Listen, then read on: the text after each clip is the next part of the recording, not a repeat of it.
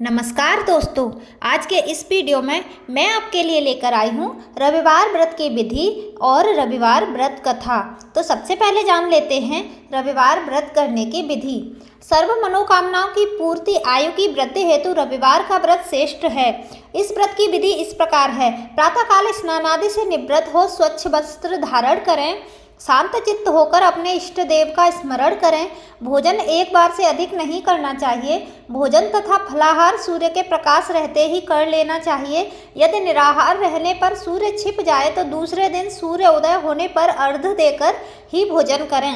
व्रत के पूजन के पश्चात व्रत कथा सुननी चाहिए। व्रत के दिन नमकीन तेलयुक्त भोजन कदापि ग्रहण न करें। इस व्रत के करने से समाज में मान सम्मान बढ़ता है तथा शत्रुओं का नाश होता है। आंख की पीड़ा के अतिरिक्त अन्य सब पीड़ाएं दूर होती हैं। रविवार या इतवार व्रत कथा। एक बुढ़िया थी। उसका नियम था प्रति रविवार को सवेरे ही स्नान आदि कर घर को गोबर से लीपा करती थी। फिर भोजन तैयार कर भगवान का भोग लगा स्वयं भोजन करती थी। ऐसा व्रत करने से उसका घर अनेक प्रकार धन धान्य से पूर्ण था। श्री हरि की कृपा से घर में किसी प्रकार का विघ्न या दुख नहीं था।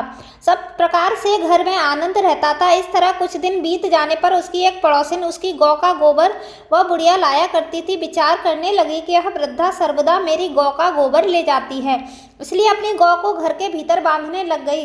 बुढ़िया को गोबर न मिलने से रविवार के दिन अपने घर को न लीप सकी, इसलिए उसने न तो भोजन बनाया न भगवान का भोग लगाया तथा स्वयं भी उसने भोजन नहीं किया। इस प्रकार उसने निराहार व्रत किया। रात्रि हो गई और वह भूखी सो गई। रात्रि में भगवान ने उसे स्वप्न में दर्शन दिए और भोजन न बनाने तथा लगाने का कारण पूछा।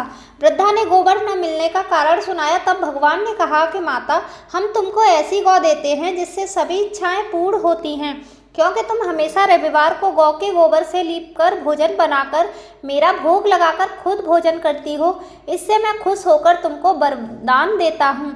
निर्धन को धन और बांझ स्त्रियों को पुत्र देकर दुखों को दूर करता हूँ तथा अंत समय में मोक्ष देता हूँ। स्वप्न में ऐसा वरदान देकर भगवान तो अंतर ध्यान हो गए और वृद्धा की आंख खुली तो वह देखती है कि आंगन में एक अति सुंदर गौ और बछड़ा बंधे हुए हैं। वह गाय और बछड़े को देखकर अति प्रसन्न हुई और उसको घर के बाहर बांध दिया और वहीं खाने को चारा डाल दिया। जब उसकी पड़ोसिन बुढ़िया ने घर के बाहर एक अति सुंदर गौ और बछड़े को देखा तो द्वेष के कारण उसका हृदय जल उठा और उसने देखा कि गाय ने सोने का गोबर दिया है, तो वह उस गाय का गोबर ले गई और अपनी गाय का गोबर उसकी जगह पर रख गई। वह नित्य प्रति ऐसा ही करती रही और सीधी सादी बुढ़िया को इसकी खबर नहीं होने दी। तब सर्वव्यापी ईश्वर ने सोचा कि चालाक पड़ोसिन के कर्म से बुढ़िया ठगी जा रही है, तो ईश्वर ने संध्या के समय अपनी माया से बड़े जोर की आंधी चला दी। बुढ़िया ने अंधेरी के भय से अपनी गौ को भीतर बांध लिया। प्रातःकाल जब वृद्धा ने देखा कि गौ ने सोने का गोबर दिया है तो उसके आश्चर्य की सीमा न रही और वह प्रतिदिन गऊ के घर के भीतर बांधने लगी। उधर पड़ोसिन ने देखा कि बुढ़िया गऊ को घर के भीतर बांधने लगी है और उसका सोने का गोबर उठाने का दाव नहीं चलता, तो ईर्ष्या और डाह से जल उठी और कुछ उपाय न देख पड़ोसिन ने उस देश के राजा की सभा में जाकर कहा, महाराज, मेरे पड़ोस में एक वृद्धा के पास ऐसी गऊ है जो आप जैसे राजाओं के ही योग्य है। वह नित्य सोने का गोबर देती है। आप उस सोने से प्रजा का पालन करिए। वह वृद्धा इतने सोने का क्या करेगी? राजा ने यह बात सुन अपने दूत को वृद्धा के घर से गऊ लाने की आज्ञा दे दी। वृद्धा प्रातः ईश्वर का भोग लगाकर भोजन ग्रहण करने ही जा रही थी कि राजा के कर्मचारी गऊ खोलकर ले गए। वृद्धा काफी रोई चिल्लाई, किंतु कर्मचारियों के समक्ष कोई क्या कहता। उस दिन वृद्धा ने गऊ के वियोग में भोजन नहीं खाया और रात भर रो रो कर ईश्वर से गऊ को पुनः पाने के लिए प्रार्थना करती रही। उधर राजा गऊ को देखकर बहुत प्रसन्न हुआ, लेकिन सुबह जैसे ही उठा सारा महल गोबर से भरा दिखाई देने लगा। राजा यह देख घबरा गया। भगवान ने रात्रि में राजा को स्वप्न में कहा, हे राजन, गाय वृद्धा को लौटाने में ही तेरा भला है।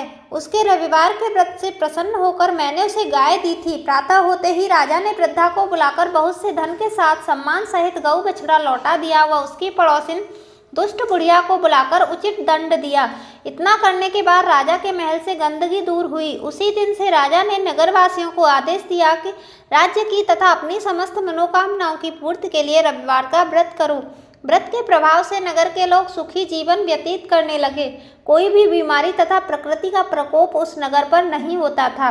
सारी प्रजा सुख से रहने लगी। हे सूर्य भगवान, जैसा बुढ़िया को सुख समृद्धि दिया ऐसा सभी को देना। बोलिए सूर्य भगवान की जय।